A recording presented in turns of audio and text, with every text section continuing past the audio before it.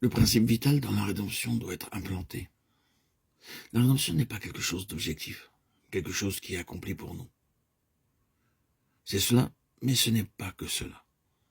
Ce n'est pas simplement un système mené à bien, mais la rédemption contient un principe vital qui doit être implanté dans le croyant.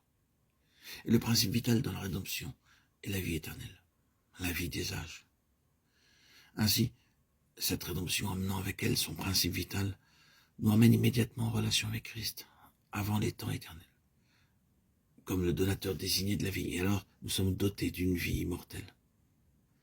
La rédemption elle-même, ce principe de la vie éternelle, s'exprime par elle-même, par le fait de ramener à la place où Dieu peut faire ce qu'il lui était impossible de faire avec le premier Adam, là où il peut accorder la vie éternelle. Quand nous entrons dans la rédemption, tous les âges de ce monde sont liquidés, comme une question de temps, et nous sommes immédiatement transformés en des êtres éternels reliés au Dieu éternel. Le principe vital de la rédemption est que la vie éternelle doit être implantée dans le racheté. La chose suivante résultant de cela est que ce principe vital de la rédemption fait de la rédemption parfaite, qui est en Christ Jésus, une chose progressive en nous. En Christ, notre rédemption est parfaite. Nous avons une pleine rédemption en Christ. Son être dans la gloire annonce que la rédemption est complète, pleine et finale. Mais lorsque le principe vital de la rédemption, c'est-à-dire la vie éternelle, est introduit en nous par la foi, celui-ci, qui est parfait en Christ, en tant que rédemption, entreprend en nous une œuvre progressive, comme ce principe de vie. La rédemption devient progressive en nous par la vie. Cette vie est une chose progressive. Nous ne parvenons à la compréhension et à la jouissance de la pleine rédemption que dans la mesure où la vie grandit en nous.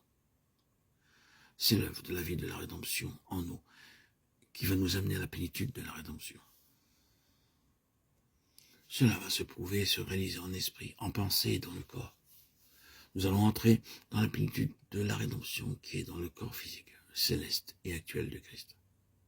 Son corps physique et céleste actuel est une représentation, un modèle de la rédemption achevée de notre humanité.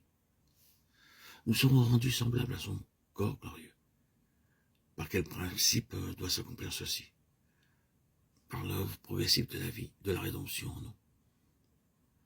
Maintenant, comment cette vie de la rédemption opère en nous? Elle opère de deux manières. D'une part, elle opère pour nous séparer de notre propre vie naturelle comme base de notre relation avec Dieu. C'est une grande chose, mais un gros travail, et une œuvre très profonde. Tant de personnes se trouvant dans l'enfance spirituelle et dans l'immaturité font de leur propre vie naturelle, de leur énergie, de leurs ressources, de leur enthousiasme et de toutes sortes de choses semblables la base de leur relation avec le Seigneur, à la fois dans la vie et dans le service. C'est une marque d'immaturité. Nous savons très bien que le jeune croyant est toujours plein d'un enthousiasme formidable.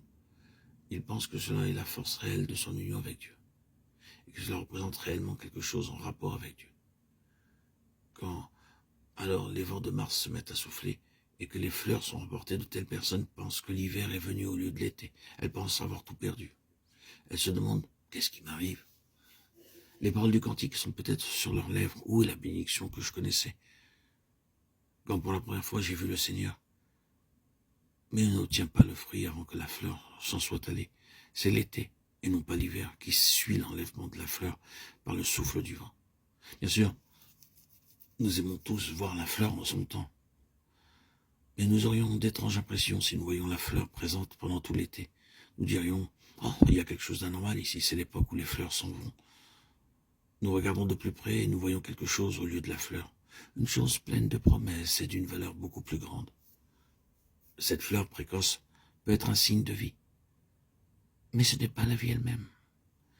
Un signe de vie précoce appartient au début du printemps, manifestant que l'hiver est passé et que la résurrection est à l'œuvre. C'est un signe, mais ce n'est pas la chose elle-même. Et cela se produit avec l'enfance spirituelle.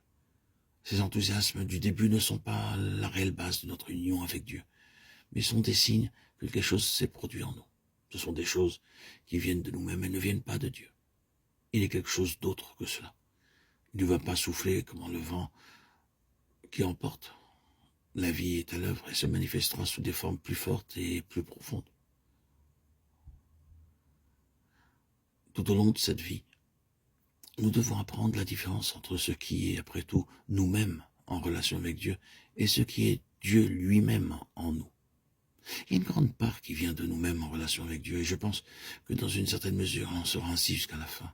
Il y a toujours quelque chose de nos pensées à l'œuvre dans les choses de Dieu.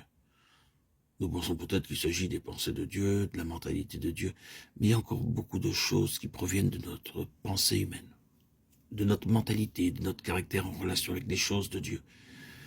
Et nous découvrirons toujours que la pensée de Dieu est autre. Et nous devons céder la place aux nouvelles conceptions provenant du Seigneur. Dans les domaines de la volonté et du cœur, c'est exactement la même chose.